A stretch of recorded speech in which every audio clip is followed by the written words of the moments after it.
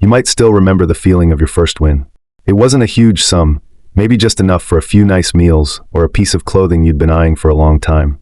But that feeling, like a sudden burst of light at the end of a pitch-black tunnel, instantly ignited a dark corner of your heart. In that light was the illusion of being validated, the thrill of commanding destiny, and a dizzying sense that you too could succeed so easily. And so you began. At first, it was just for fun, a pastime after work. You told yourself you were different from those desperate gamblers. You had limits, you knew self-control. At the card table, you felt like a master strategist. In front of the screen, you saw yourself as a financial wizard who could see through the data. When you won, the world was yours. When you lost, it was just a temporary stroke of bad luck. You'd win it back on the next hand. However, the game never truly ended. It quietly crept from the physical table into your mind, running silently in the background as you drove, ate, or even laughed with your family, the numbers on the screen and the spinning wheel ever present. You started chasing losses. The initial entertainment became a heavy obligation. You were no longer playing to win, but to break even. This seemingly humble goal, however, was like the horizon. The more you chased it, the farther it receded. Then the lies began. The first lie might have been hiding a small credit card overdraft from your wife. The second, fabricating an emergency to your parents to borrow money. The third, a confident investment plan pitched to a friend. Each lie was like a brick, building a prison that isolated you from the world, and you were its only inmate. You became irritable, sensitive, and withdrawn. Your family's concern sounded like an interrogation. Your friends' greetings felt like probing. In the dead of night, immense fear and regret would drown you. You'd swear to confess everything and quit for good at dawn. But when the sun rose, the temptation to win it all back, that stubborn refusal to admit defeat, would whisper in your ear like a demon. Just this once, you'd console yourself, the last time. I'll never touch it again once I break even. How many times have you said that to yourself? And your family, the people who love you, are watching you anxiously from the other side of the high wall you built with your own hands. They want to save you, to pull you back from the edge of the abyss. But they don't know that often, the hands they extend, because they use the wrong force, become the final push that sends you falling. This article is written for you, trapped inside this siege. It's not just to tell you that gambling is wrong. You know that better than anyone. It is to help you and your family see, in this war called quitting gambling, why the weapons wielded in the name of love so often miss their mark, or even cause friendly fire. Let us, together, dismantle the rescue fallacies that are causing you to sink deeper. Fallacy 1, the accusation. This is all your fault. There's a sentence that often stabs you right in the heart like a blade dipped in ice. Look what you've done to this family. This is all your problem. If you don't change, no one can help you. You can't refute it. The mess before your eyes, the mountain of bills, the sorrowful faces of your family, the dead silence in the house, all seem to confirm the truth of this statement. So you silently accept the charge, becoming the source of all the family's problems and the sole sinner.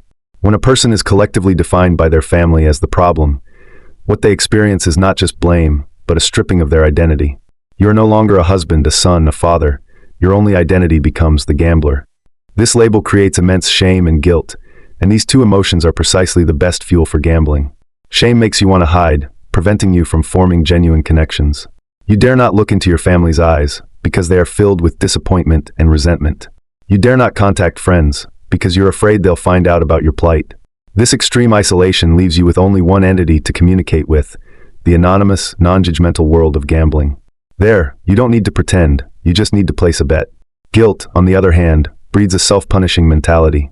You subconsciously feel you don't deserve a normal life, don't deserve your family's love. Every loss feels like an act of penance for your sins. You hate yourself for this, yet with the thought of one more loss and I'll be completely destroyed, you click the confirm button again and again. Gambling becomes your ritual of self-destruction. In psychology, there's a concept called family systems theory, which views the family as an interconnected whole, like an intricate mechanical clock. If one gear malfunctions, it affects the operation of all the other gears. Blaming the gambling problem entirely on you ignores the potential imbalances within the entire family system. Think back. What was the atmosphere at home like before you became addicted to gambling? Was there a lack of communication, with family members avoiding deep emotional exchange and defaulting to blame, silence, or avoidance, leaving your inner stress and professional frustrations with nowhere to go? Or was there excessive control or coddling? Perhaps you grew up in a highly controlling family, and gambling became your only way to rebel and seek autonomy. Or perhaps you were overly pampered, lacking a sense of responsibility and the ability to handle setbacks, turning to a shortcut whenever you encountered difficulties. Did your family have a culture of only sharing good news, one that praised success and couldn't tolerate failure, making you afraid to reveal your struggles because it meant you were a loser? Sometimes there's even an underlying codependent relationship where family members, especially a partner or parent, unconsciously play the role of the rescuer. They complain about your behavior on one hand, while constantly cleaning up your messes on the other. This pattern gives them a sense of being needed, but also robs you of the opportunity to bear the consequences and truly grow. Recognizing this isn't about shifting blame. On the contrary, it's about seeing the battlefield more clearly. Your fight is not just against the demon of addiction within you, but also about repairing and adjusting the entire family's interaction patterns. True change begins with a shift in perspective. You and your family should not be in an adversarial relationship of sinner versus judge, but a collaborative one of patient and care team. You should try to find the right moment, not during the heat of an argument, but when the atmosphere is relatively calm, to share some of your feelings with your family. You could say, "I know my gambling has caused immense pain, and that is my responsibility. But when I hear this is all your fault, I feel hopeless and isolated, like I can never climb out. I need your help, not your blame, but for you to figure this out with me." And the family should try to replace, "How could you gamble again?" with, "I see you're in a lot of pain right now. Can we talk?" And "You're a hopeless gambler," with, "You are unwell. Let's get help together." Quitting gambling requires the entire family to learn together how to communicate, how to set healthy boundaries, how to manage each other's emotions. Sometimes, the intervention of a family therapist can help you see the interaction patterns that you are too close to notice. Remember, you are not an island. Admitting you need help and inviting your family to be allies, not wardens, on your road to recovery is the first step out of the abyss. Fallacy 2, the judgment. It's just a lack of willpower. Next, let's talk about another common misconception, encapsulated in phrases that treat quitting as solely a matter of willpower. You've surely heard, "You just have weak willpower," or "You can quit anything if you just make up your mind." These words carry an air of unquestionable, top-down judgment. The people who say them have often never experienced the agony of addiction. They see quitting as a moral and volitional test, like losing weight or waking up early. And you, hearing these words, are on one hand powerless to refute them, and on the other, you've probably pushed yourself in the same way 1,000 times. After every relapse, you tell yourself in regret, "Next time, I will definitely control it with my willpower." You think it's a battle of wills, but you don't realize you're sending a single-foot soldier with a wooden stick into a battle against a modern army equipped with biochemical weapons. To understand why willpower is so futile against gambling addiction, we need to dive into your brain and see what's happening there. The human brain has a reward center. When we do something beneficial for our survival, it secretes a neurotransmitter called dopamine, which makes us feel pleasure. Gambling, especially its uncertainty, triggers an explosive, abnormal release of dopamine. This intense pleasure far exceeds the satisfaction that any everyday activity can provide. Your brain remembers this shortcut to pleasure. Meanwhile, the area of the brain responsible for rational thought, decision-making, and impulse control is called the prefrontal cortex. It acts as the brake system for the reward center. Long-term gambling weakens this brake system. When the thought of gambling arises, the reward center, flooded with dopamine, sends a strong go signal, while the prefrontal cortex, which should be hitting the brakes, is malfunctioning. This is why, in that moment, you know the consequences of gambling are devastating, yet your body uncontrollably moves towards the card table or computer. This is not a character flaw, it is a brain hijacking. Psychologist Roy Baumeister proposed the theory of ego depletion, which states that willpower, like a muscle, is a finite resource that gets fatigued with use. Every day, you use willpower to deal with work, manage family relationships, and adhere to social norms. When you throw all your remaining willpower into the arduous battle of resisting gambling urges, your willpower resources are quickly depleted. This explains why you are most likely to relapse after a tiring day at work or a heated argument. At that point, your willpower muscle is already sore and exhausted, unable to resist the temptation from your brain's reward center. And every relapse that follows a failed attempt to resist with willpower brings devastating self-denial. "I'm so useless. I'm a waste. I knew I couldn't quit." This negative self-talk severely damages your self-esteem and confidence, plunging you into deeper depression and anxiety. And these negative emotions are precisely what you most want to escape, making gambling the seemingly perfect sanctuary for temporary oblivion. This forms a perfect vicious cycle, resisting with willpower, failing, self-loathing, seeking escape, and ultimately relapsing. True strength lies not in how much willpower you have to tough it out, but in whether you acknowledge your limitations and wisely seek help and use tools. A smart soldier doesn't try to stop bullets with his body. He finds cover and calls for backup. You first need to say to yourself, "I admit that I cannot overcome this addiction with my willpower alone. I need help." This is the most powerful sentence in the recovery process. Then, analyze carefully what times, places, people, or emotions are most likely to trigger your urge to gamble. Do everything you can to physically and psychologically distance yourself from these triggers. When the urge to gamble hits, you can't just endure it. You need a replacement behavior, like calling a supportive friend, going for a run until you're exhausted, or immersing yourself in a hobby that requires intense focus. You need a toolbox filled with methods to cope with cravings. More importantly, seek professional intervention. Cognitive behavioral therapy, CBT, is a proven effective treatment for gambling addiction. It helps you identify and change the flawed thought patterns that lead to gambling and teaches you coping skills. Please stop flogging yourself for having weak willpower. You are facing a physiological and psychological disease. Admitting this allows you to let go of pointless self-attacks and start searching for truly effective medicine and therapy. Fallacy 3. The prison. Controlling you is protecting you. When your family realizes they can no longer trust a single word you say, a desperate desire for control begins to bubble up. They believe that since you can't control yourself, they will help you do it.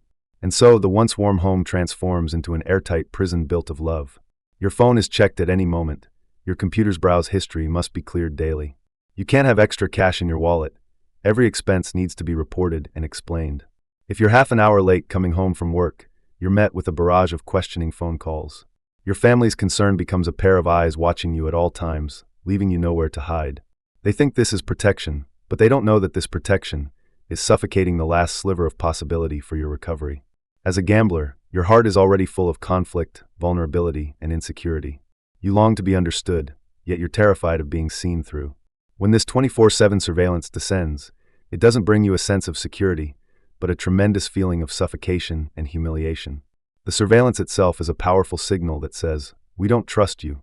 This lack of trust makes you feel that your entire personality is being negated. It's hard for a person who isn't trusted to develop the strength of self-respect. You might think, since you all think I'm a hopeless liar, why should I even bother trying to be an honest person? At the same time, the psychological reactance effect is triggered. When an individual feels their freedom is threatened, an unpleasant motivational state arises, driving them to engage in the forbidden behavior to restore their sense of freedom. The tighter your family's surveillance, the stronger your inner impulse to break free and prove, "I am the master of my own life." Under this psychological mechanism, gambling, perversely, becomes an act of declaring sovereignty. It's like a silent scream, "You can control my money, but you can't control my will." Tight surveillance often motivates you to devote more energy to counter-surveillance. You learn to use a burner phone, register new payment accounts, and craft more seamless lies. The war on gambling addiction quietly morphs into a domestic espionage war.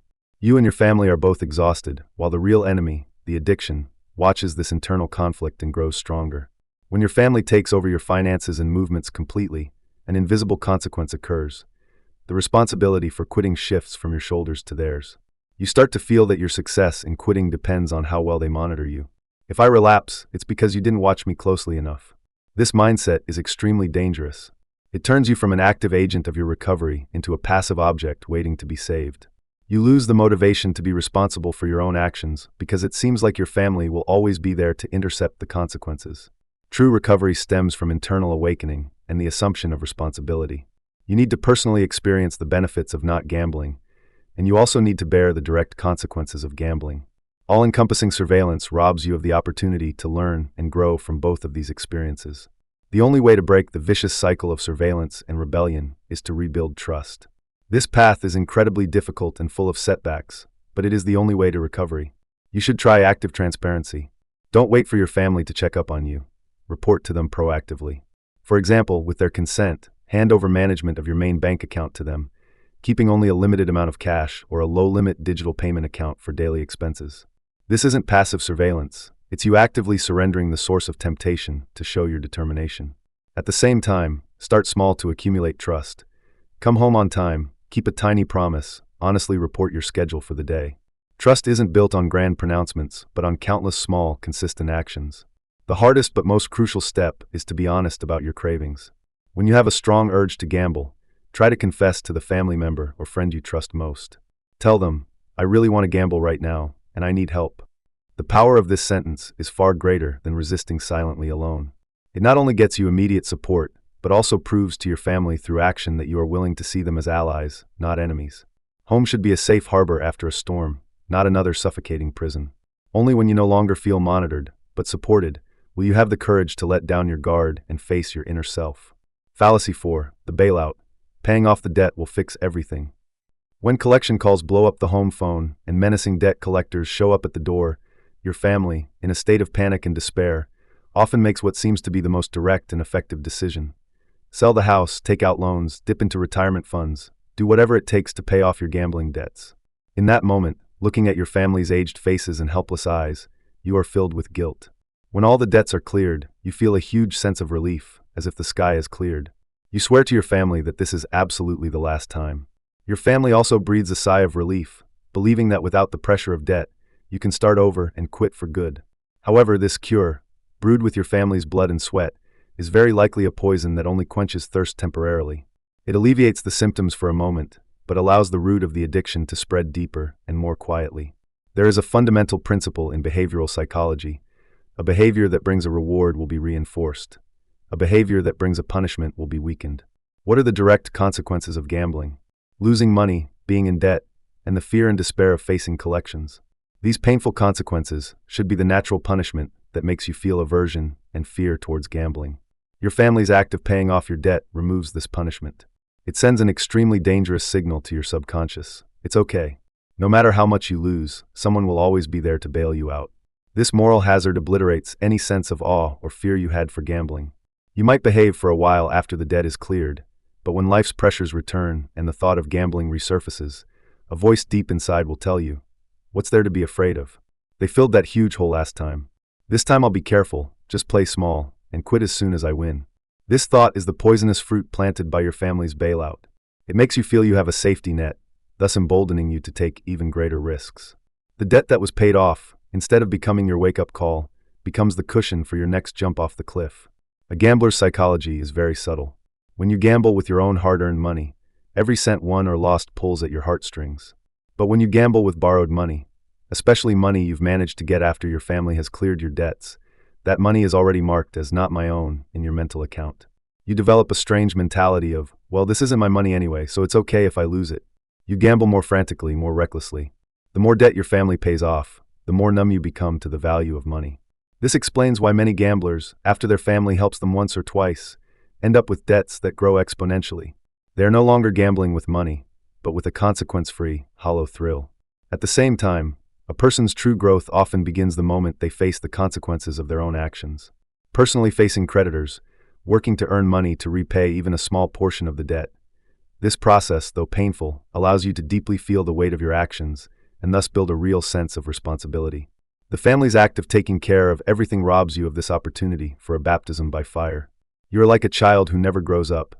Whenever you make a mistake, your parents are there to wipe away the traces. You can't see the depth of the tangible damage you've caused your family because they have silently shouldered it all. You lose the chance to go bankrupt, to liquidate, to start from zero, and thus you lose the chance to completely shatter your old self and forge a new one. Faced with huge gambling debts, the correct approach for the family is not to pay it for you, but to pay it with you. The difference is night and day. Together with your family, you need to confess everything and take a full inventory of your debts. Don't hide anything, don't hold back. List every single debt, large and small, on a piece of paper. Only by seeing the full extent of the abyss can you plan a route to climb out. Then, create a repayment plan that is led by you and supervised by your family. This plan must be realistic and based on your actual earning capacity. You must take primary responsibility for repayment, even if you can only pay back a small amount each month. More importantly, you must proactively hand over financial control to your family for a period. This is not surveillance, it's a necessary measure you take for your own survival. Cut off all channels for easy access to funds, like credit cards and online loans. This process is about relearning how to have a relationship with money. In this process, the family's role is that of a guide and supervisor, not a savior. They can provide emotional support and basic living security, but they must never again pay for your gambling debts. They need to be cruel to be kind, to let you feel the pinch of having no money, to face the pressure from creditors. This tough love is the deepest love of all, because it is protecting you from a much greater destruction next time. Fallacy 5. The purge. If you become perfect, you won't gamble. The final fallacy is often the most hidden and the most hurtful. The family attributes your gambling to a series of what they see as bad habits. They'll say, you only learned to gamble because you love playing video games, or, look at the friends you hang out with, they're the ones who corrupted you. So they demand that you not only quit gambling, but also quit gaming, cut off social ties, and change every lifestyle choice they disapprove of. They try to mold you into their idea of a pure, flawless person, thinking this will eliminate the root of gambling. However, behind this approach is a superficial attribution of the problem and an extreme sense of insecurity. The family is desperate to find a simple, visible enemy to attack, whether it's video games, friends, or staying up late. It's easier to attack these concrete behaviors than to face the complex and stubborn mental illness of addiction. But the root of gambling addiction is often not these surface-level habits, but deeper issues of inner emptiness, anxiety, low self-esteem, or an escape from reality. Gaming or certain social activities might just be one of the ways you cope with these negative emotions. When these outlets are forcibly blocked, and the gambling outlet still exists, all your stress will only rush more intensely towards that most dangerous exit. More importantly, when every little hobby and every relationship you have is labeled a bad habit, you feel completely invalidated. This isn't just criticizing your behavior, it's negating your personal value and identity. Your life feels like it's been hollowed out. Apart from the tedious and painful task of quitting gambling, there is no joy or solace left. This immense sense of emptiness will make you feel hopeless about life. In this state, the illusory sense of control and excitement from the gambling world becomes more tempting than ever. You don't gamble because you have bad habits. You may gamble because you have a hole inside that you can't fill, and you're trying to fill it in any way you can, with gambling being the most lethal of them all. The truly effective approach is not to crudely chop off all the branches, but to dig deep into the soil to find the root of the problem. Together with your family, or with the help of a professional, you need to honestly explore what you are truly escaping from through gambling. Is it unbearable pressure from work, unresolvable conflicts in your marriage, or a sense of confusion and disappointment with your own life? Only by finding this root cause can you find healthy alternatives. What you need is not an emptied life, but a refilled one. You need to find things that give you a real sense of value and joy. Maybe it's picking up an old craft, starting a new sport, or dedicating yourself to meaningful volunteer work. These activities can, like a gentle stream, slowly nourish your parched soul, allowing you to find meaning and joy in life outside of gambling. The family should encourage and support you in these healthy explorations, rather than viewing all non-quitting activities as terrifying beasts. The process of quitting gambling is never a black and white war. It is full of gray areas, full of setbacks and struggles. Acknowledging the complexity of the problem and abandoning those seemingly correct but highly damaging simplistic approaches is the beginning of the journey toward true recovery for you and your family. Quitting gambling is not one person's battle, but an entire family's spiritual practice. It requires wisdom, patience, and above all, the courage to face pain and embrace vulnerability. Lay down the wrong weapons. Stop rubbing salt in each other's wounds. When you can stand shoulder to shoulder, united against the true enemy named addiction, the first glimmer of hope will finally appear at the end of the abyss. Seeking the right help, early, is the only way out for you and your family.